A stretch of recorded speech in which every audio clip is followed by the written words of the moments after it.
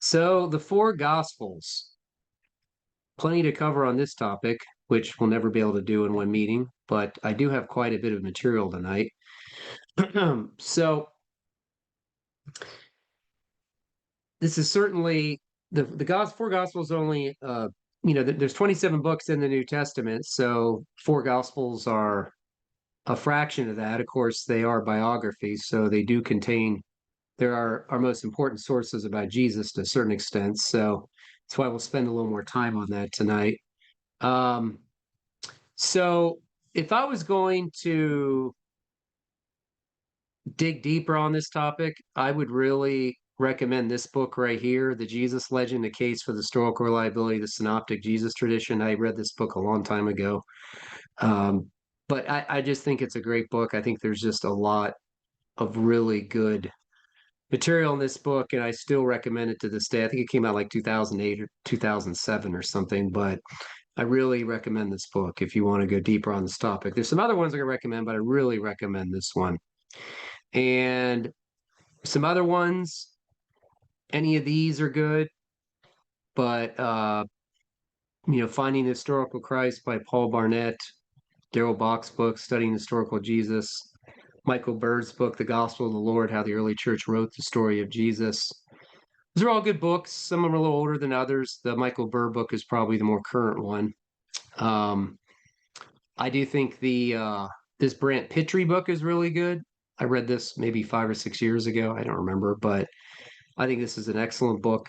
So one of the best ones I think that's come out in the last 10 to 15 years. John Dixon's books are always good. Is Jesus History? That's one of them. He's an Australian scholar. Those books are always good. Any of his books. And then if you want to get J. Warner Wallace's latest edition of Cold Case Christianity, where he updated it, that's really a popular level book on the gospel. So you can get that. That just came out last year, an updated version. So he's a popular level apologist he's a cold case detective, retired now. But anyway, so those are some good starting points if you want to go deeper, because there's certainly much more material than I could ever cover tonight. And then finally, Craig Blomberg's book, The Historical Reliability of the New Testament. That's a giant book. That's a great book, but it's a very long read. But that's a good book to have as well. So I won't belabor the point and go over any more books. Okay, so just a couple of things why history matters. I think hopefully we know that Christianity cannot exist as a community of people affirm timeless truths and have a disconnection whatever happened or happened in history, because Christianity is an historical faith. It's not divorced from history. They go hand in hand with each other. So our faith is directly related to historical events, of course, namely to the person of Jesus, who died in a historical context, of course.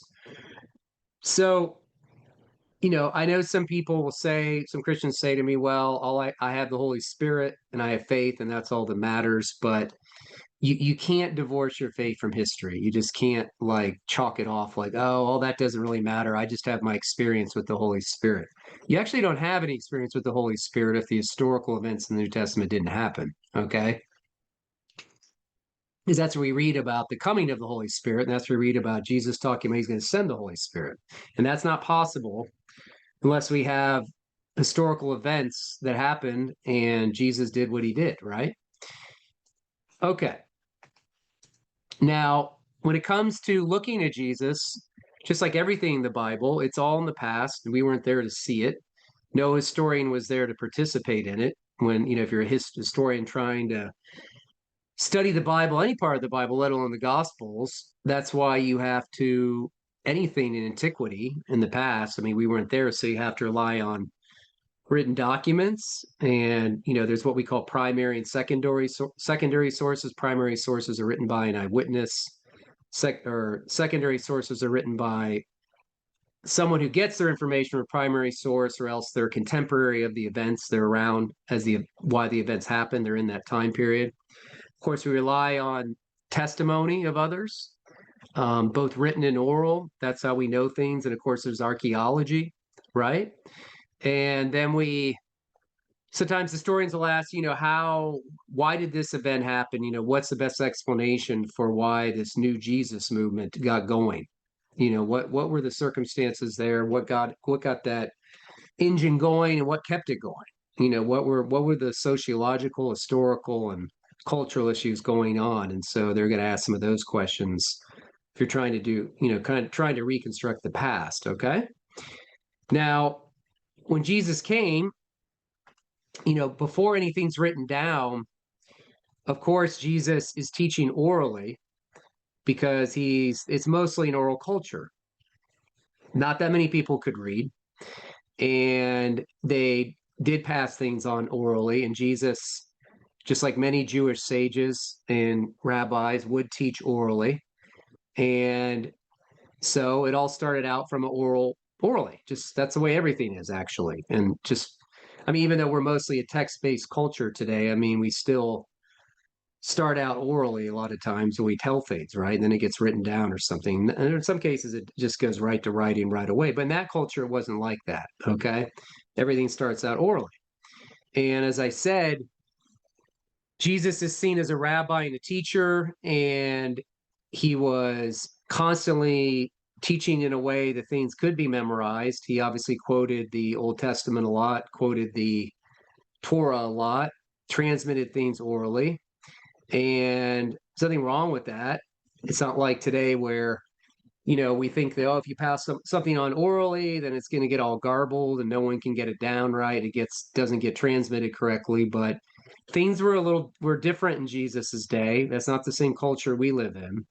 Okay. And they were used to teaching, or they were used to transmitting things orally. And if Jesus is their master and Lord, you better believe it that if he says something orally, they're not going to forget it right away, and they're not going to be sloppy with it. Okay. It's not like a telephone game. There was a lot of Jewish education at the time. You could be educated in the synagogue, the home, or the schools. And Jews obviously did have to memorize large quantities of material, especially a lot of the Old Testament, much more than we could do today. I mean, they orally memorized a lot of things, and it was easier for them to pass on things because they were used to that oral culture. But they certainly had to memorize a lot, and they memorized a lot of the Old Testament. So it's not that hard to believe that they could memorize what Jesus taught. I mean, and remember it. Okay. And Jesus's teachings, like Robert Stein wrote a long time ago, he said that over 90% of Jesus's teaching was poetic, and that make it simple to memorize. In the rabbinic tradition, disciples were taught to memorize, repeat, and recite their master's teaching accurately and exactly, and were often rewarded for doing so. So Jesus taught in a certain way that the way he taught the devices he used, it wouldn't be hard to memorize what he was saying, okay, and pass it on. It's not as hard as we think it is. Like sometimes we project our 21st century culture on the first century, and that's a mistake. So as I said, you go through the first stage of Jesus teaching, and then you have that orally transmitted. And then what happens is the third stage is that basically the eyewitnesses realize that, okay, eventually we're going to be gone, and this new movement is starting, and we're trying to pass on the teaching, and we need something written down. Okay, we need to start writing these things down, and these will get distributed to other places as well. So they start writing down the things, of course, and that's what we call the written stage 3, the written sources. And sometimes, people will say, why don't we have like 15 gospels of Jesus? Like, why aren't there, Jesus was so important, and he did all these miracles and all these incredible things, and he's the central figure of history. And why do we have only 4 biographies, And this is a really good point by John Walton and Craig Keener in their book, The NIV Cultural Background Study Bible. They say writing material was expensive. For example, a copy of the Gospel of Mark may have required the equivalent of early 21st century buying power of $1,000 to $2,000 US money.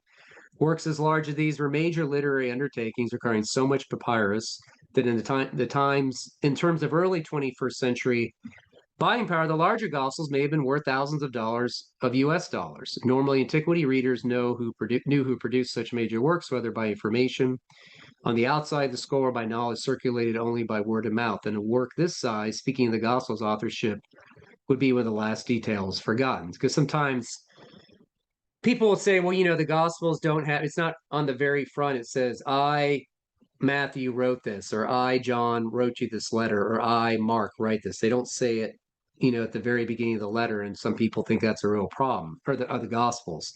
And we need to remember that getting the material to write them was very expensive. It's not like you could just go down to a drugstore and pick up a Ring notebook, a binder.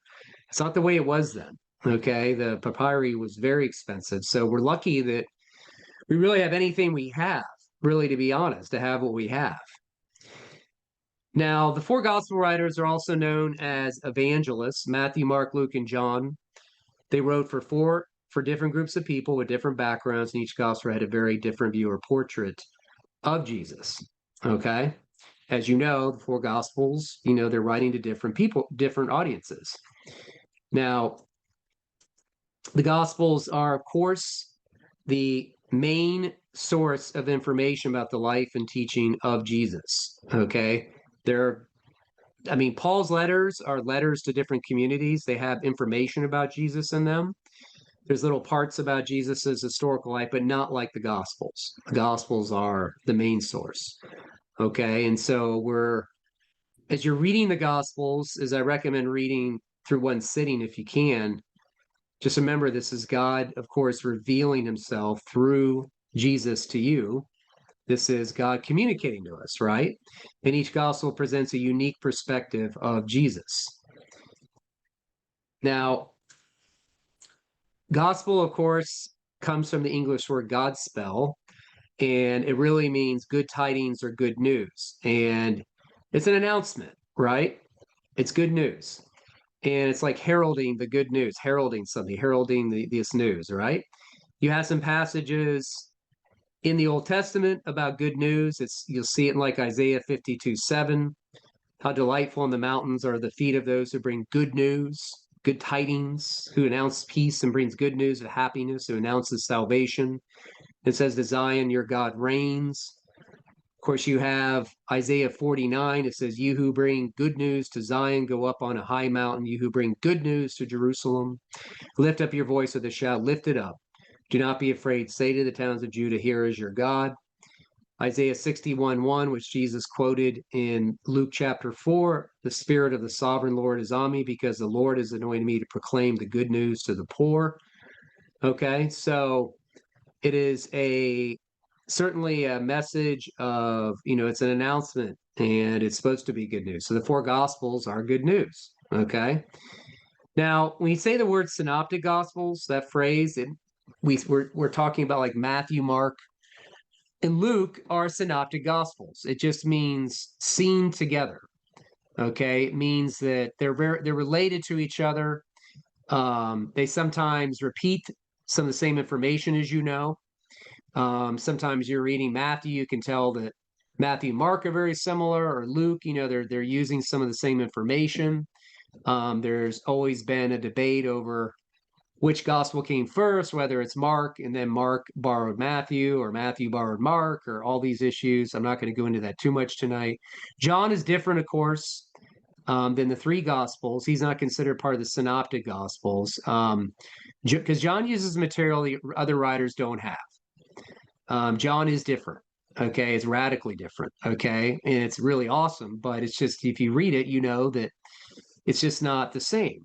And John, certainly, we'll talk about John as we go on here, but John is not considered part of the synoptic gospels.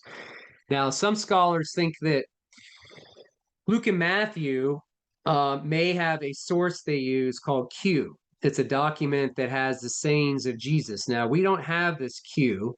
We've never found it. It's a hypothetical source, but many scholars, when they compare Luke and Matthew, the sayings, they've come up with this hypothesis for years. But like I said, we don't really have that Q document. Okay. it could be they're using another source from somewhere. We just don't have it. Okay. There's no Q document we can look at. Of course, Matthew and Mark, there's differences as well. Matthew and Mark, or I'm sorry, there are differences as well. Matthew and Luke are longer than Mark. Of course, they're written to different audiences for different purposes. When you read Matthew, you know that he quotes extensively from the Old Testament. His phrase kingdom of heaven is unique. And so there's always been this debate in New Testament scholarship, gospel studies. It's called the synoptic problem. And something for scholars to write about and debate and think about. And, you know, if you want to go into that discussion, you can get Robert Stein's book, The Synoptic Problem. It's an intro to it, but I don't know. I mean, these kinds of things have been going on for decades. Some people think they just become kind of not really that relevant anymore, but sometimes, you know, it comes up like how much did Matthew use Mark or Mark use Matthew, and why is it different over here? Why is this gospel different than this gospel? Those kinds of things, and how much they rely on each other, whether there's a Q. So Q doc. So if you want to go deeper on that, you can get that book by Robert Stein. Anyway, it's up to you. Now, what about the genre of the Gospels? Like when you read certain parts of the Bible, like you're asking yourself, what kind of literature am I reading? Right? Because there's 66 books in the Bible, and there's going to be different genres. Like if I read Psalms, we know that that's not the same kind of genre as the four Gospels. Or if I read Paul's letters, those are letters written to communities. Those are not biographies. And then if I'm reading the book of Revelation, that's apocalyptic literature, right? And then if I'm reading the wisdom literature, right, like the Psalms, or the Proverbs, Ecclesiastes, you know, that's wisdom literature. Or if I'm reading the prophets, you know, what kind of literature is that? Or Genesis, right? What kind of literature is that? What kind of genre is it? You know, what type of literature is it? So when it comes to the Gospels, for sure, the Gospels are a unique form of testimony. And when Richard Bauckham, who's a British scholar, he wrote this book a ways back. He gave all this detail in his book about the way testimony works. Like when people tell a story or they share their testimony, what happened, something happened in history, and he had all these examples in his book. And all the work that's been done to talk about the relevance of testimony, how that works in history. And you know, it's like he says here, trusting testimony is indefensible to historiography. And that's a study of history. And these are indeed other traces of the past and the present, such as archaeological finds, which can to a degree corroborate, discredit testimony, but they cannot in most cases suffice for the study and writing of history. They cannot replace testimony. In the end, testimony is all we have. So it's like in the book, he talks about the Holocaust eyewitnesses, and he compares them to the gospel eyewitnesses. Okay, and he says, like he says here, he says, you know, the witnesses of the Holocaust created a new literature of testimony. It's much the same sense in which the witnesses of history created the Gospels. Those witnesses understood the imperative to be witness to the command of the risen Christ. And that, of course, if we don't have testimony, we can't know anything, right? In history. That's about all we do have. So definitely the Gospels are a type of testimony, okay?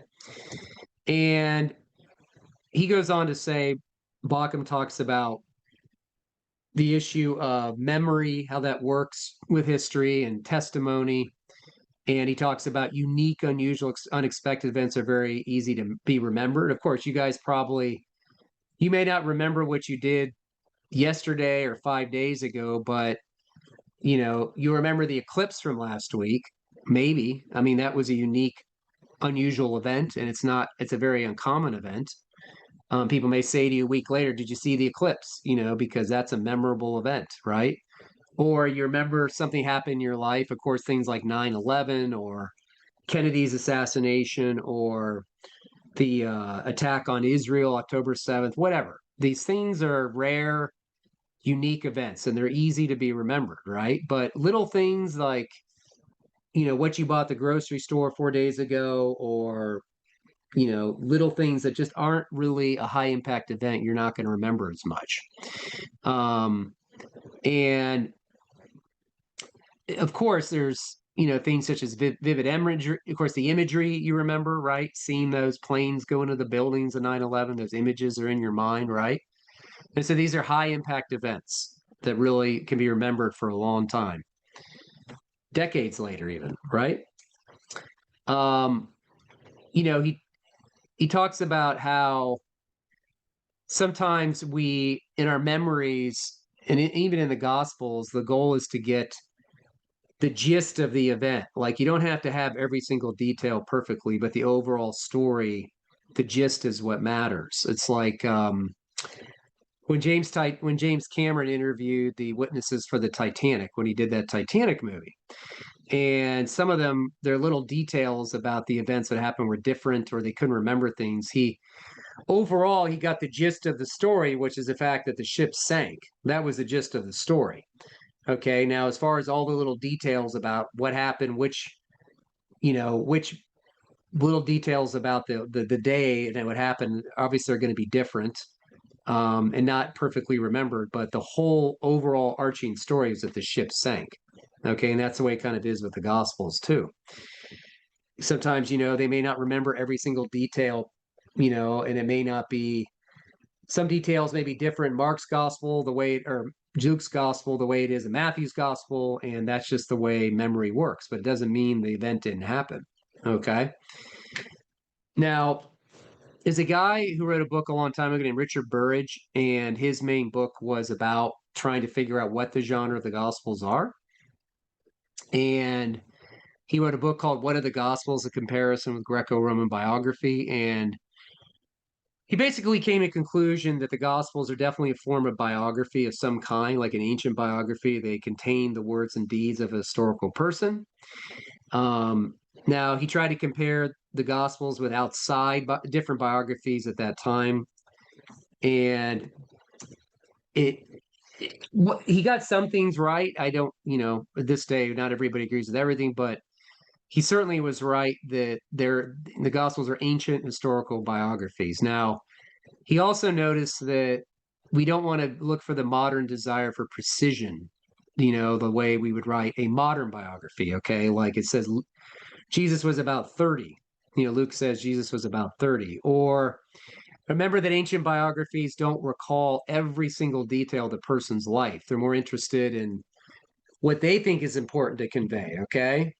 And in antiquity, it is true that someone's death reveals their true character. There's a big, big tie-in with someone's death and their character. So it would make sense that they would devote a lot of time to the death of Jesus in the Gospels.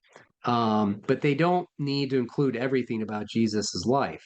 You notice that there's not a lot of information about Jesus's childhood, because that kind of biography, that kind of literature just isn't that important to the gospel writers, and that kind of genre, the way it is. Those ancient biographies don't really recall the childhood of the person. It's just not relevant information. They want to cover what they think is the most important thing to convey.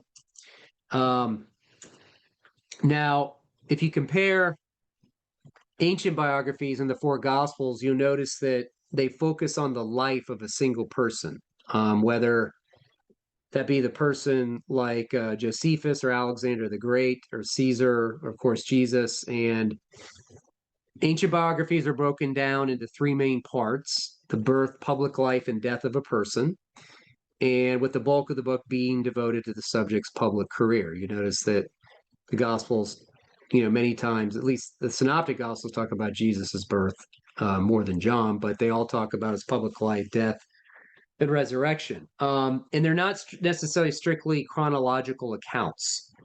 Okay, it can be arranged topically or thematically. Okay, and you can tell, like when Mark, who really is Peter's interpreter, because Peter is Mark's main witness, he wrote down everything he remembered, but it's really not in order necessarily, the things said or done by Jesus. So they are a form of biography, but they're not modern biographies. But that doesn't mean there's anything wrong with them. Now, there are some differences between the four Gospels and ancient Greco-Roman biographies, like I just mentioned. First of all, these four gospels or books are entitled Gospels or Good News, not lives. That's the way a lot of ancient biographies, the Greco-Roman biographies, they're called lives, but the New Testament has them they're called Gospels or Good News. And of course, we just talked about where good news comes from in the Old Testament. Also, like I said, just because the authors of the Gospels didn't follow the standards of modern biography does not mean they did not intend to tell us what Jesus actually said and did. They don't tell you everything about a person.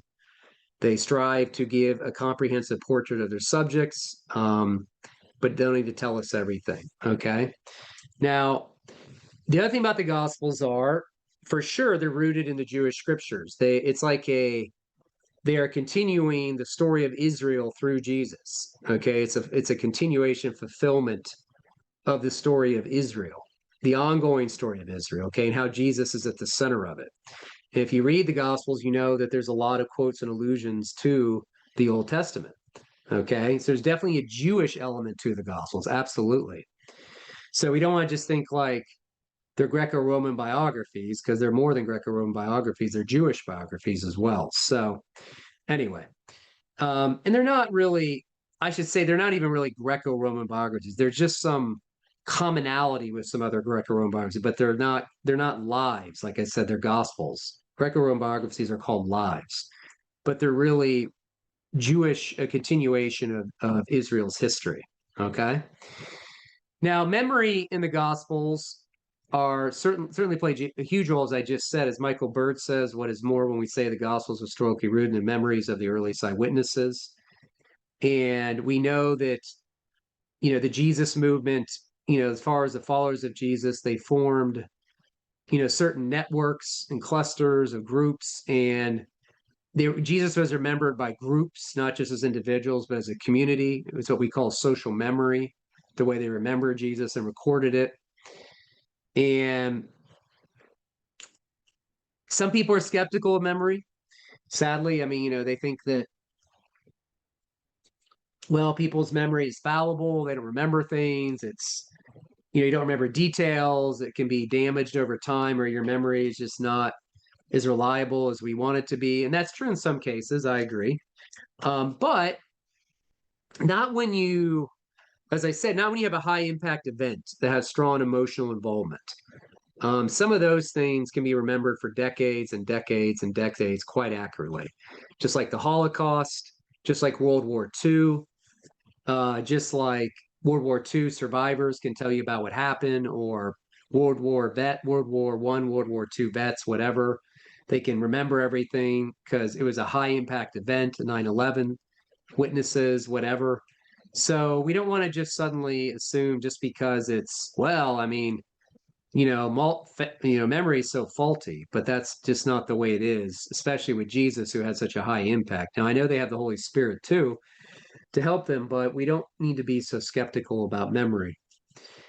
Now, when it comes to dating the Gospels, the traditional views, as far as there's, of course, the whole liberal conservative camp. Conservative dating has always been like Matthew between 60 and 80, Mark between late 50s and late 60s, Luke 60 to 80, somewhere maybe 65, and Book of Acts 65, and then John mid 60s to 90. And then the liberal dating, of course, it goes further away, further away. But to be honest, it's kind of interesting. There's been a newer development in that there is a more current work that came out on this last year, a couple years ago, called Rethinking the Dates in the New Testament, the Evidence of Early Composition. And this guy actually kind of challenges all that. He thinks there's some good evidence, as he talks about in the book, that the Gospels are dated way earlier than we ever thought they would be, way earlier than where they've been proposed to be. Okay. And so there are a new paradigm kind of developing. Now, in the end of the day, it's not that big a deal because, first of all, Paul's letters, as I've talked about before, are earlier than the Gospels. The information about Jesus in Paul's letters are prior to the Gospels, and there's enough information in Paul's letters to know things about Jesus, even though they're letters. Okay, they're written probably 48 to 65 AD. But at the end of the day, if you look at the comparing the Gospels, or Matthew, Mark, Luke, and John, with other writings, between the events and the written report, if you compare what we have compared to some of these other writings, especially Plutarch's writings, Matthew, Mark, Luke, and John are still a pretty short period if you compare them to other things in antiquity. Okay, and so we have a shorter gap between the events and the written report. If you compare Matthew, you'll see John, Matthew, Mark, and Luke on this slide here on the charts. So we still have much better. They're way, way better than those other ones. But most people don't have any problem trusting what Plutarch says, or Josephus, or Suetonius. I mean, some of these writings, Herodotus and Tacitus and these other ones. It just seems like they've always liked to pick on the Gospels because, of course, that makes a claim on their lives, right? If Jesus is who he is, then he makes a claim on their lives. Of course, they're going to be more critical of the Gospels. And we have also more, it's the gap between the autographs and complete manuscript copies. We have certainly a shorter time period in the Gospels than a lot of other writings that are out there. A lot more. We have a lot more manuscripts than a lot of these other writings, and we also have a shorter time span between when it was written and the actual complete manuscript copies. So anyway, so I just want you to realize you can be fair with the Gospels compared to other writings, okay? And at the end of the day,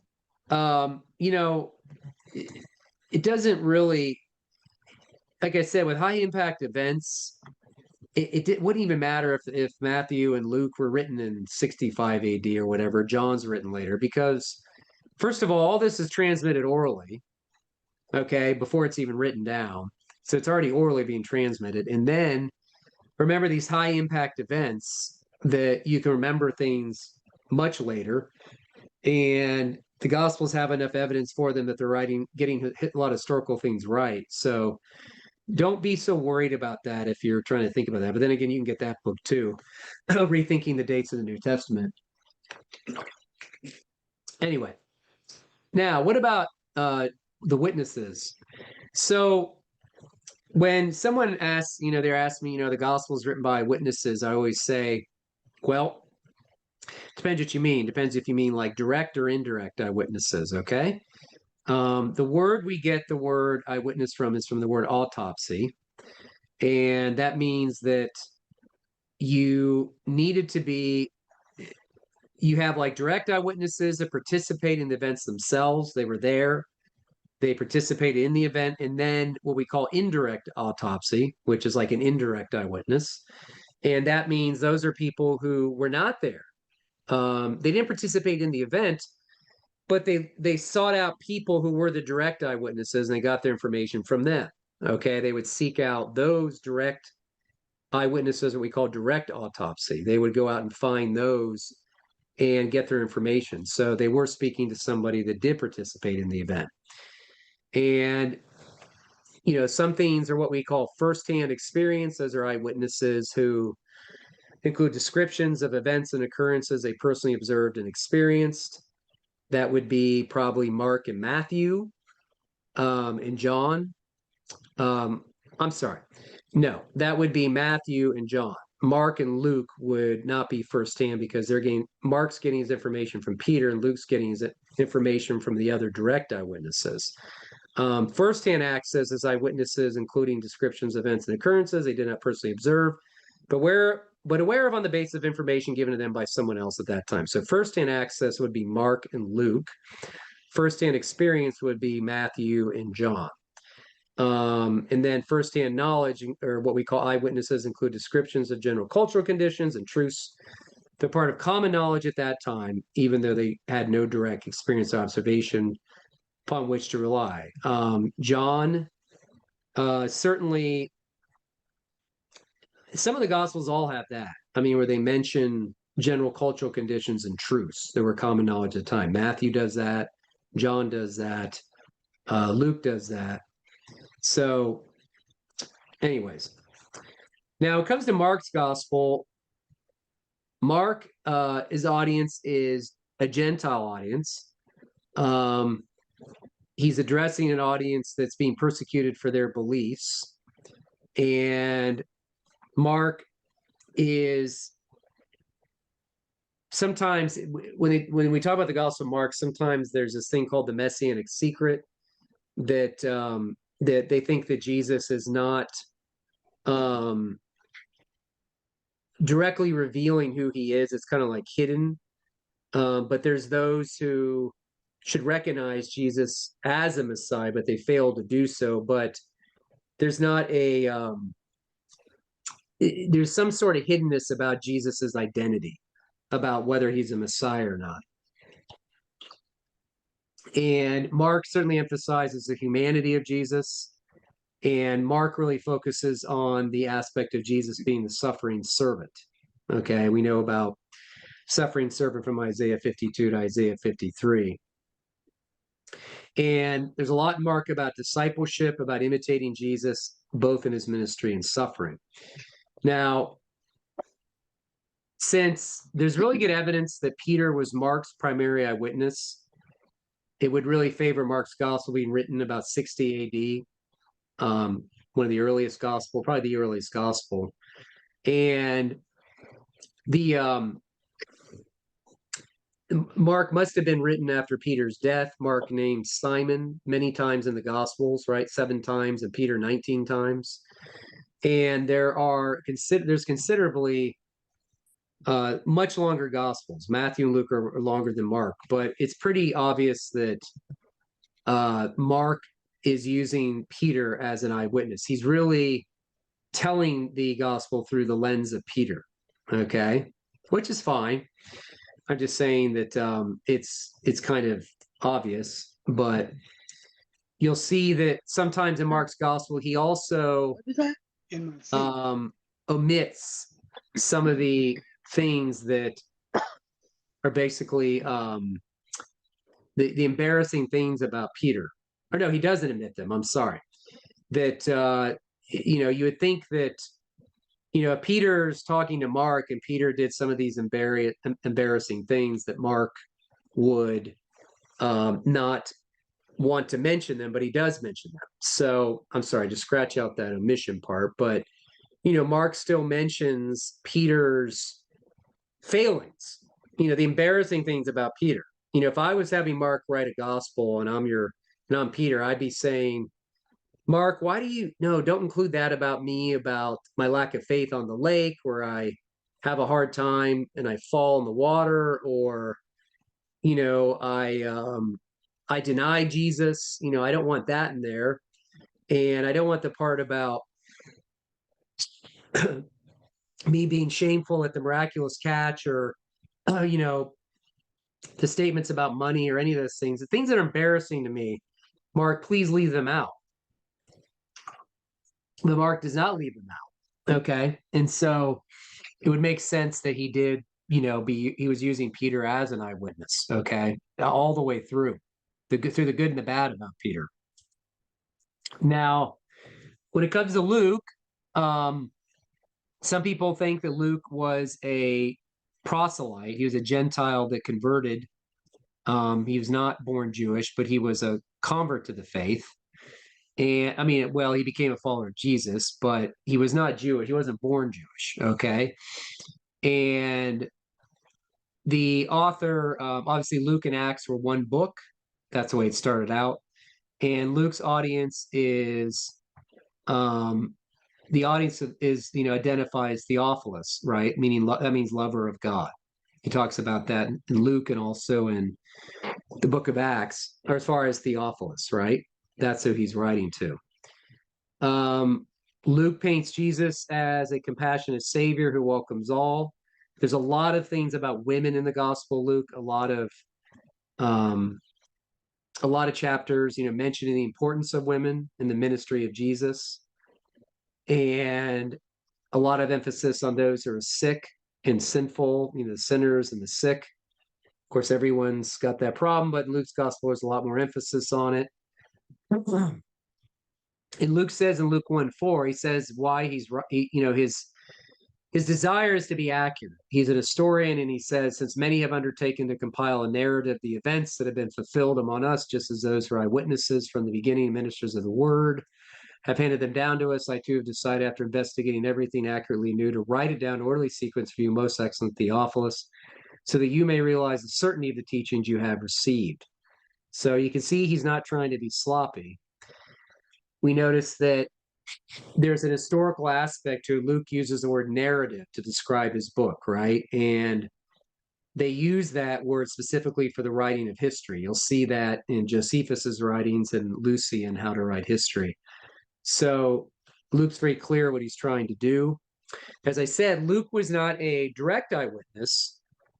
He was not an eyewitness participant, but he was interviewing or talking to those that were, right? He's talking to the direct eyewitnesses, because he says he used personal information from those who from the beginning were eyewitnesses and ministers of the word.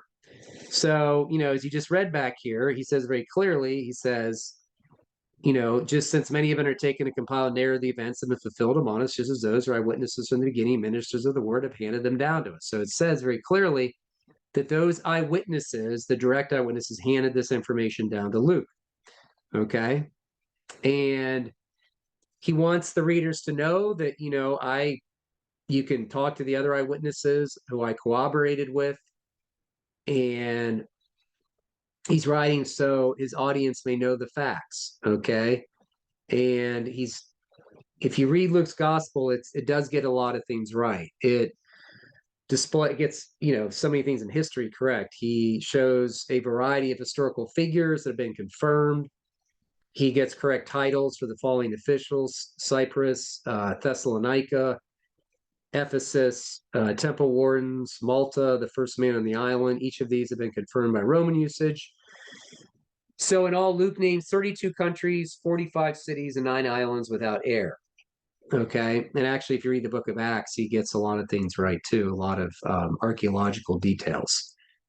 Now, John's gospel is interesting because in a way, it's almost like 2 books. It's so long. But we notice in the first half of John's gospel that a lot of it has to do with Jesus's miracles, the signs. That's why sometimes the book of John is called the book of signs. Okay. And then the second half of the gospel focuses on Jesus's passion, death, and resurrection, ascension, right? And so John is certainly different than the other gospels because while the Synoptic Gospels emphasize the humanity of Jesus, like I mentioned before, Mark certainly does. The Gospel of John certainly amplifies Jesus's divinity. We know that it's got a high Christology. That means that there's a lot of passages about Jesus's deity in the Gospel of John. From the very beginning, in John 1, it talks about Jesus being the Word was with God, the Word was God, and then goes on to talk about all kinds of things about Jesus's deity throughout the Gospel of John. So it's no doubt, when you read the Gospel of John, it is different from the other 3 Gospels. It's not that the other 3 Gospels don't mention Jesus' divinity at all. It's just that John has always been seen as the one that has the highest Christology in it. And it really does, which is fine. I love the Gospel of John. Now, John, as far as an eyewitness, now because he's mentioned the text specifically, although not by name, it says, the disciple who Jesus loved. This indicates that he was probably one of the 12 apostles, but you have that John 21:24 text that says, this disciple whom Jesus loved is a disciple who testifies to these things and wrote them down. We know that this testimony is true, so that wouldn't make much sense if the identity of John was supposed to be a mystery or something, okay? So John is an eyewitness. And there's a really good book called The Historical Liability of John's Gospel, where Craig Blomberg talks about all the historical and archaeological details that John gets right. There's been about 59 confirmed historically eyewitness details. John seems to have a very good knowledge of Israeli geography and customs. And if you've been to Israel, let me skip ahead here. I have a couple things. I'll go back. Like these things are mentioned in the book of John. I've seen these in Israel. Some of you been to Israel, you know that you can walk through these exact places that John mentions. This is the pool that's mentioned in John 9 where Jesus healed the blind man. They were actually doing more excavations on it when I was there. Actually, they were excavating on it the day I was there. It was like literally going on. But this looks, it's way beyond what it was in this picture. It's really moved forward, but you can go see that when you're in Israel. And the pool of Bethesda, Bethesda, and that is another one you could see in Israel when you're there. And that is certainly confirms the Gospel of John in John 5 too. You can see that there in Israel as well. Now let me go back to Matthew. So Matthew is certainly you consider it a very Jewish gospel because you see that how much Matthew quotes the Old Testament, and he's got those genealogies of Jesus, and he's probably writing a mixed community of Jewish believers and Gentiles. The issues he's addressing is probably some of the persecution of the Jewish believers there for their belief in Jesus. But you'll notice that he definitely refers to money a lot, meaning that most likely is written by Matthew because he's a tax collector. He seems to know a lot about money as far as the monetary terms. He speaks of gold and silver, talks about two parables on talents. He has those tax collector type terminologies, debts, uses the word debts. So Matthew definitely knows a lot there about money, and he wants his Jewish readers to know that believing Jesus was a continuation of the Old Testament that they've been raised on. And of course, Jesus is fulfilling a lot of the Old Testament hopes and prophecies. And of course, he has those parts about the genealogy of Jesus, right? Very important to have that genealogy there. So Jesus is in the line of David, and from the seed of Abraham. Okay. Now, the Gospels mention a lot of things that are definitely, if you look at all four Gospels, as far as like from a archaeological standpoint, and compare the total Greek words of each one, you'll notice that you can see here the amount of towns they mention, the regions, the bodies of water, other places. So you can see how many locations they mention per 1,000 words.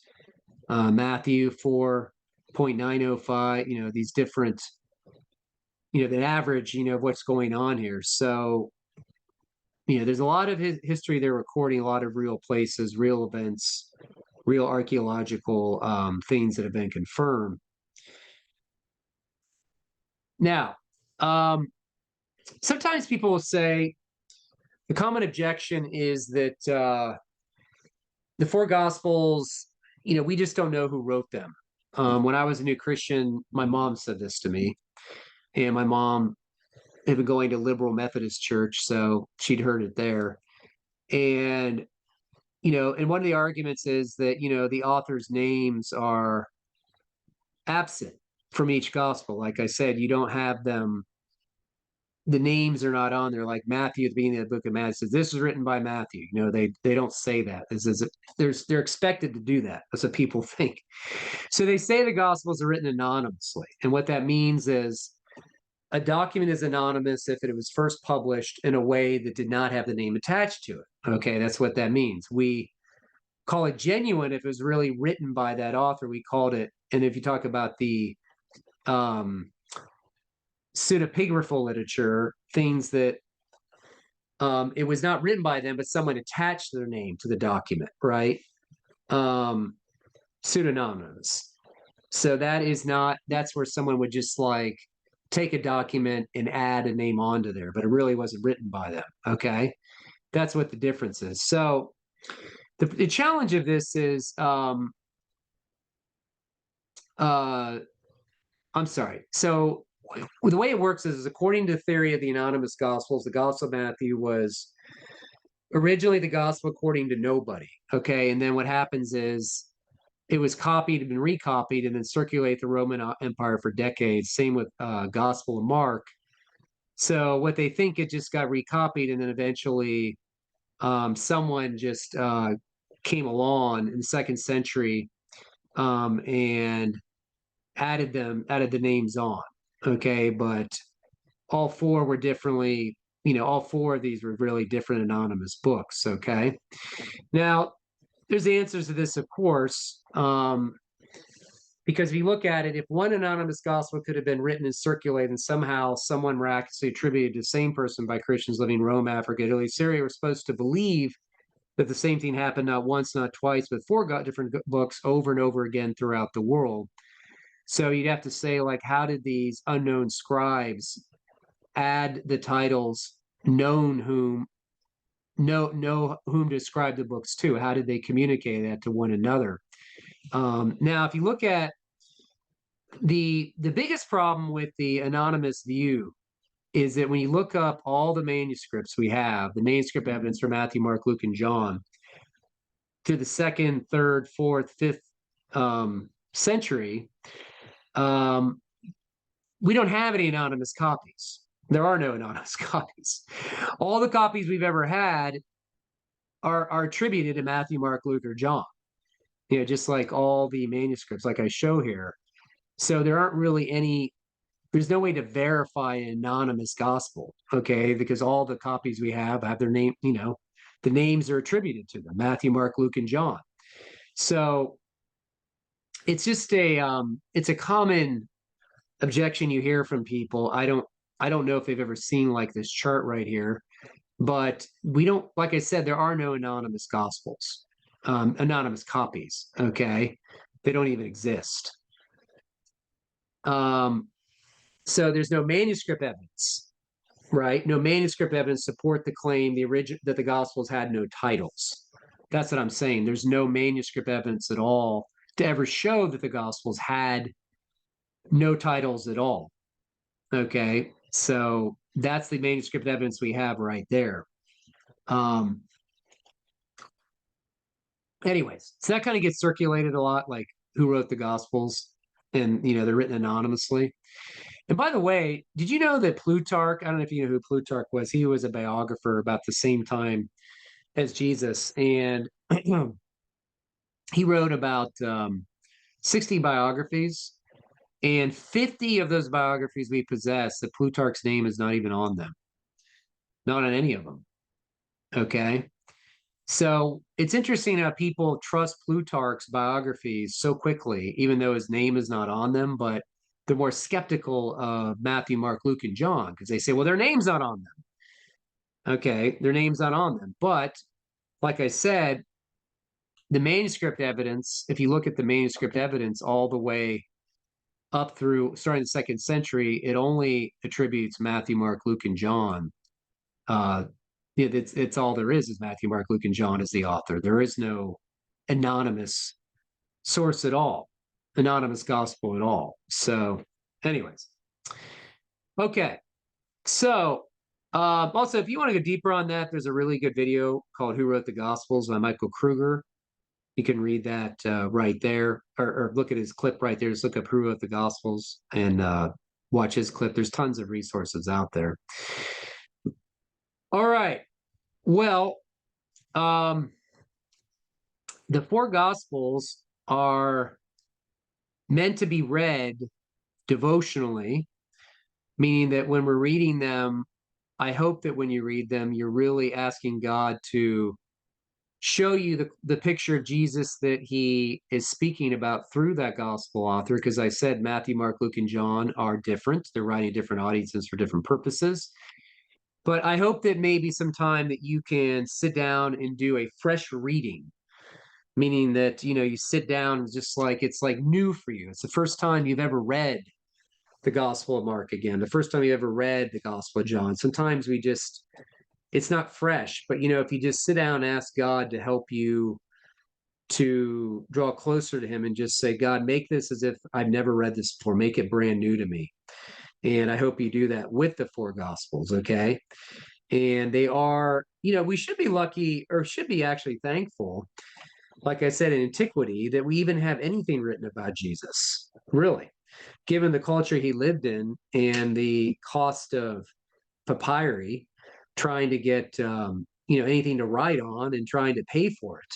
like I talked back here, how expensive writing was and how it was not like they could just pull out a sheet of paper and write it all down. So we should be thankful we even have any written works about Jesus. Okay. We have 27 books in the New Testament, and the Gospels are only biographies. Paul's letters are 13 letters, and they're all letters, not biographies. And we have, First and Second Peter and some other books that mention Jesus and some things, but they're not biographies, right? So we should be thankful we even have 4 biographies. Okay. And I know that some of them are similar to each other, but in some ways they're written for different purposes. So I'm just thankful that we even have what we have, that God decided to give us those. So having said that, I'll go ahead and stop there, and maybe we could chit chat a little bit.